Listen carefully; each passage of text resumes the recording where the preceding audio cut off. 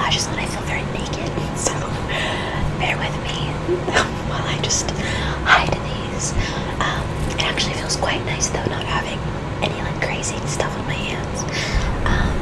But yeah, I hope you're all doing amazing. Today we have a super chill type of video. I'm just gonna be reading some of your guys' personal questions and answering truthfully. There are some questions that might need a trigger warning, I think, because I do want to get very vulnerable with you guys. Obviously maybe not too in depth, but like, you know, I do want to sort of showcase a different side and connect with you guys on like a deeper level. Hence the reason I decided to do a personal Q&A. So yeah, just a general trigger warning before I get into anything. If any certain topics might trigger you, I don't really know. I would be more specific, but I'm not really sure I'm going to answer most of these. So yeah, just a general trigger warning before we get into it. Yeah, I love you. Thank you to everyone who answered the questions or asked questions. It's been a long day. I'm really tired. I'm sorry. But yeah, so I think we're just gonna get into it. But I love you, and I hope you enjoy. I hope this lighting is okay. A lot of people comment on the lighting sometimes being like it's too bright or too in your face. So hopefully this is good. Okay, we've got our handy dandy backup phone.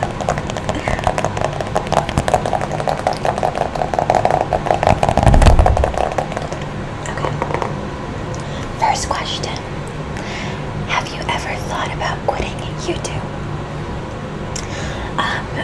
For those of you who have been here for a long time, obviously know that there was a moment in time way back when I first started where I did quit.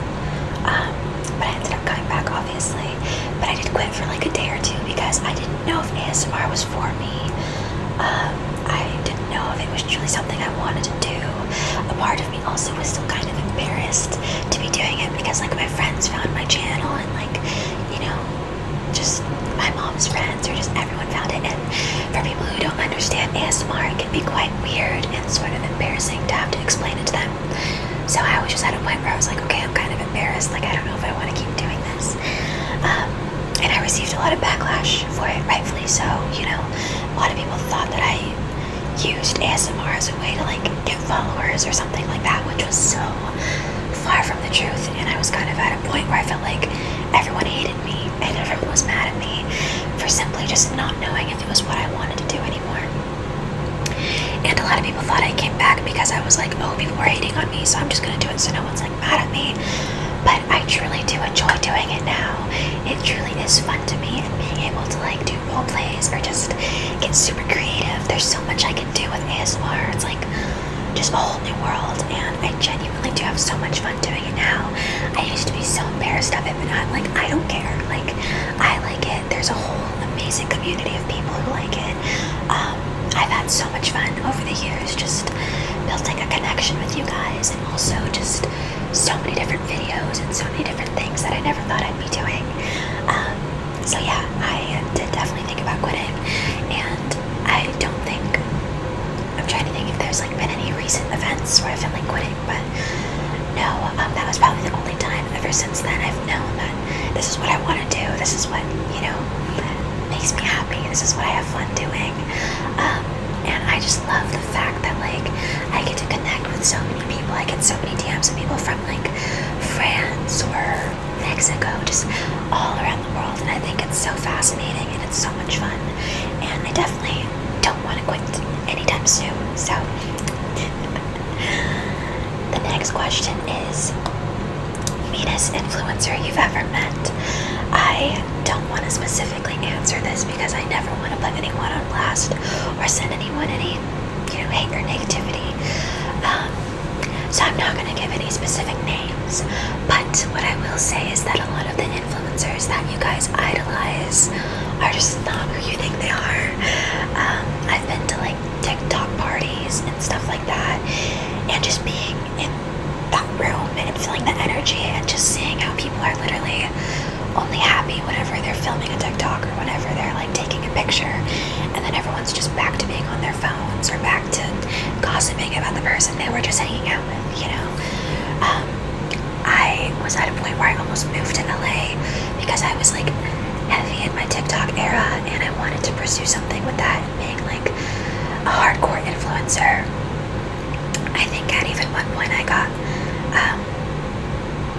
like I was gonna do like the hype house and like those like TikTok houses, and I'm so glad that I didn't end up going that route, because it's not what you think it is. I promise you, it is not what you think it is. I have moved on from that era of my life. I only go to LA to visit my friends. I don't like the way LA makes me feel. The energy is very draining, very materialistic, and everyone is just copy and paste, and just you're kind of perceived as like a number rather than a human being. I remember there was this one party that I went to where you literally had to show them your following count in order to enter the house, and that is really detrimental and draining to someone, especially I was like 16, so I'm only 19, so I'm still developing and stuff, but I was very impressionable and I wanted to fit in and I wanted to feel cool and accepted. I was always sort of like a black sheep, I guess, in school, always like bullied and just the black sheep, so I wanted to do whatever I could to feel accepted, and I definitely regret a lot of the things that I did during that era, and just the stuff that I like went through in order to feel cool or to like climb up the social ladder. But yeah, it's just I'm so off track of what the question's even asking, but mainly just know that it's not what you think it is. A lot of the influencers who you idolize and you think are these amazing people are really not the greatest people. And I've heard some influencers talk so badly about their fans, and I've never understood that, because like you wouldn't be who you are without your support system and your supporters and your followers and people who like your posts or just subscribe. Like I've never understood that. So yeah, I just don't like that crowd. I've been a lot more happier ever since I stopped trying to pursue that. So yeah, I definitely have met some very mean influencers, and a lot of which that like, sorry, I'm so like, my brain's so scrambled, it's hard for me to talk about things because like my ADHD is all over the place. But some influencers that I even idolize and I thought were like these amazing people, I finally met them and I was like, you are not who I thought you were, so that definitely is like a downside of it, and it definitely sucks just meeting certain people or thinking so highly of somebody, and then you meet them and you're like, whoa, you are not who I thought you were, Okay, next question, moving on. Went on a whole tangent. Have I ever had any surgeries? I think I've already answered this in a question, but this is a very commonly asked question. No, I have not had any surgeries. I just learned how to do my makeup, and I found a style and hairstyle, just everything that worked better for me. If you go back to like way back when I was like a TikToker, I did my makeup a lot differently, my hair a lot differently. So I've changed a lot, and I'm actually really, really happy with the style and just everything that I have now. So yeah, I also get a lot of comments like, why don't you do your hair this way anymore? Like, blah, blah, blah. And I'm like, because that's just not me. That's not who I am anymore. I'm so confident and so happy with who I am now. Back then, I was just trying to be somebody I wasn't, and I truly don't think it's anybody's business what someone chooses to do with their hair, with their makeup, with their clothes, anything, I feel confident, and I feel good, and I feel happy, and yeah, so no, I haven't had any surgeries or anything done. I definitely just learned how to do makeup in a way that I feel like complements my face. Hopefully, I'm still learning though, and also I've changed my style, I've changed my hair, Okay, next question. Biggest regret in starting YouTube?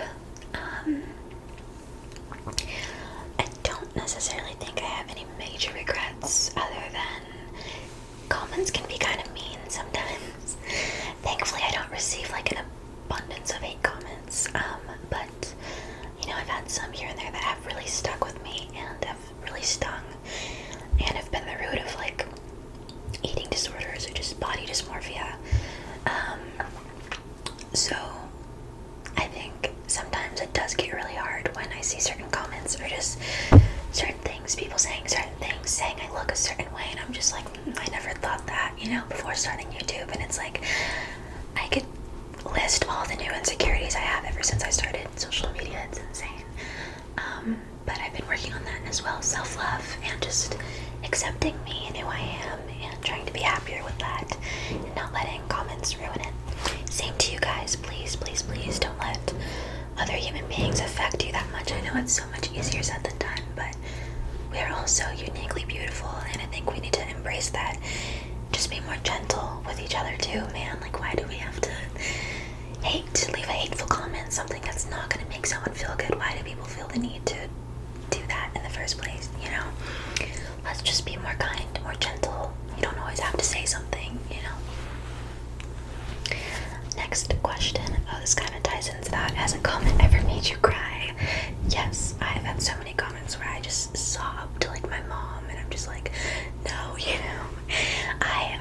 I've dealt with really, really bad body dysmorphia ever since I was in middle school. So getting certain comments about my appearance, or just, anything in general really, but mainly my appearance, really makes me just downward spiral.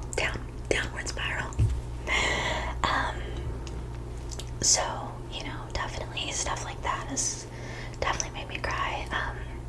Or just stupid comments about like my body and stuff like that.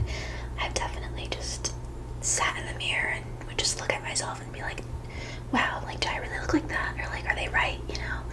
So yeah, comments have definitely made me cry before, but like I said, I'm trying to work on that, and I want to try to not let negativity affect me as much, because there is just an ocean filled with positivity, and so many of just you sweet, amazing sweethearts who are just so kind to me and loving and gentle, and that's what I want to start focusing on.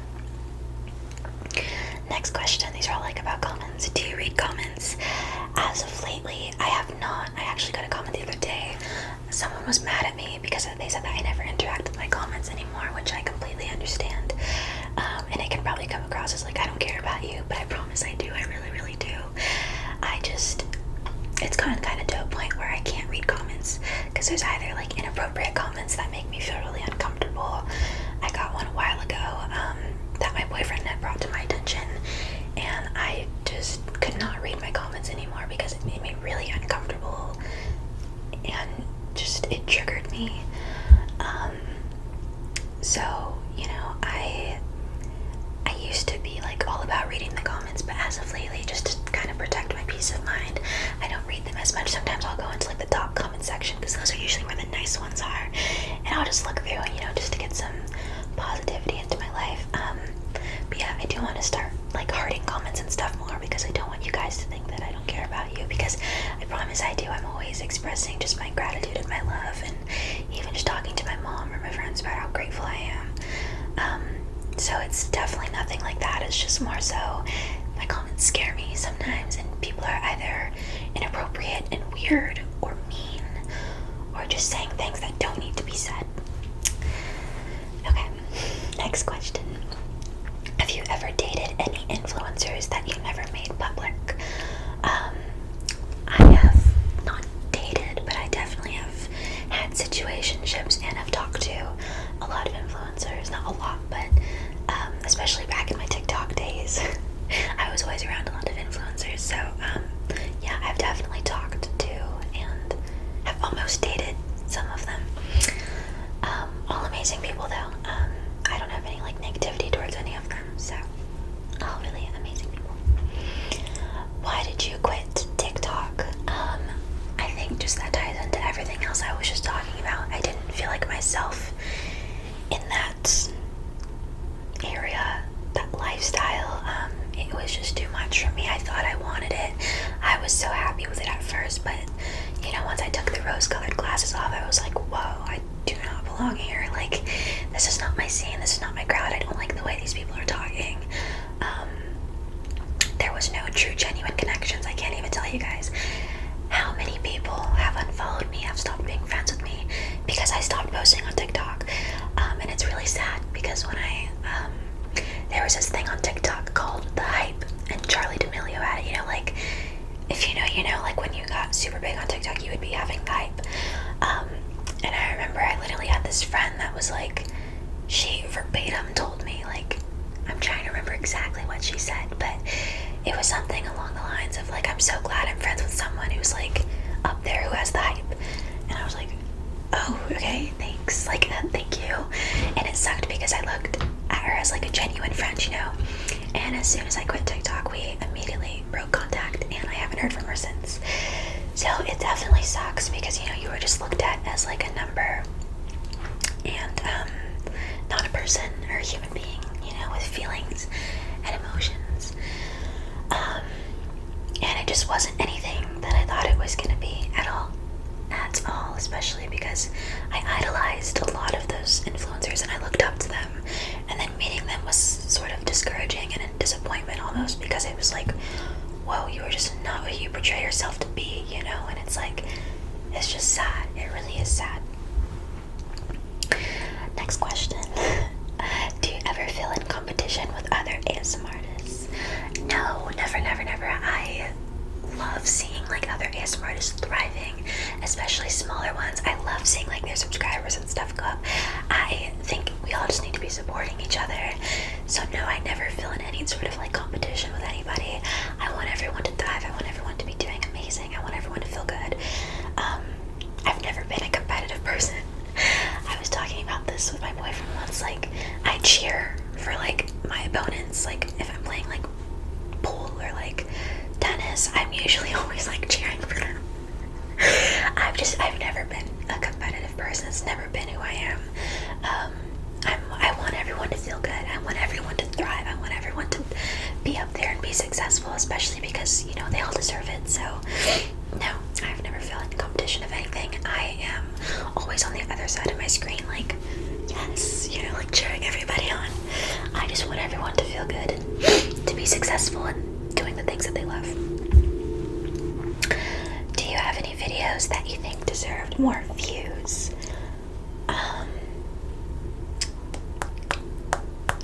I haven't really thought about that before.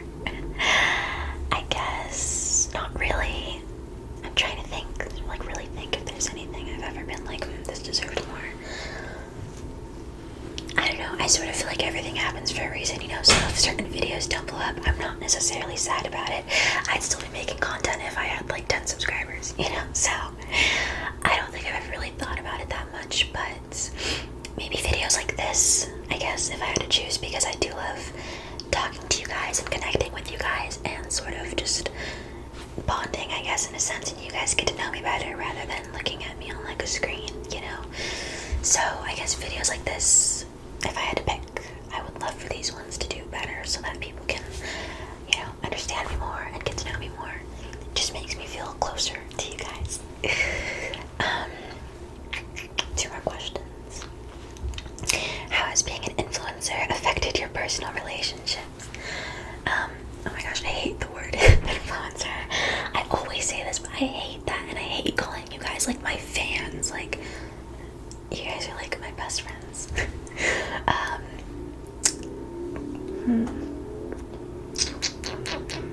I guess it's definitely affected it in a lot of negative, probably more than positive, because, you know, my partners have, well, my partner, my first public sort of relationship, I've never really gone public until recently. You know, if you've seen the story, you've seen the story, but you know, I do sort of feel bad sometimes, and I feel guilty because some of my partners have just received like mean DMs, I guess, or just stuff like that, just because they're dating me. So it definitely does suck, just like rude, mean things that don't need to be said. So it definitely has affected it in that sense, and also I don't really, at least not until I know it's like an amazing, secure relationship, I don't really like posting my relationship too much or making it too public, especially when I have so many people watching me. It's not that I have like freaking 1 million followers, but you know, like, I get nervous because I don't want them to ever feel bad. I don't want them to ever receive anything. So yeah, I've sort of been hesitant to be super public about my current relationship. But yeah, I guess it's definitely affected it in more negative ways because, I also don't post said person as much as probably a normal relationship would, because I just get nervous because I'm like, well, the last time I posted this person, people were mean and people literally just sent so much hate for no reason. And it was just a whole thing. But yeah.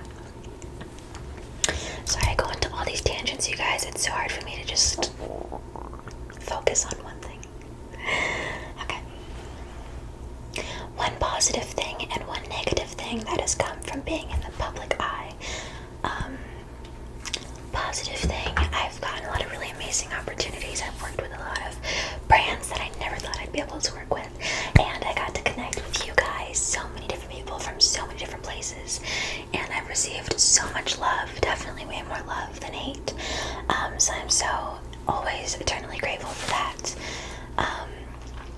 There's so many positives to it. There really is. The opportunities, the people you meet. I've met so many amazing people. Just being able to be creative and have my creativity, be welcomed and people liking it, also helps a lot. So yeah, and I guess negative is just all the negatives that I just listed. It can be hard to have relationships, comments. People are really mean. I guess that's more than one though, but I guess probably the main thing would be comments. But yeah, that is all the questions that I have for today. I hope you guys enjoyed this video. I hope it wasn't too boring or just all over the place. I can never form one coherent thought. It's just a bunch of different thoughts rolling around up there. So I do apologize if I was all over the place, but I do appreciate you guys watching. If you watched all the way through, I love you so much. Thank you so much for all the love and support, and I hope you have an amazing rest of your night, day, month, year, everything. Please take care of yourselves, and I will definitely be doing more videos like this because I just love being vulnerable with you guys and talking to you guys. And I am still working on my poetry book, so keep your eyes peeled on my Instagram at Caitlin Renee, same as my YouTube, if you want to maybe possibly see more of that, because I will definitely be posting about it very soon. I love you so much, and in case I don't see you, good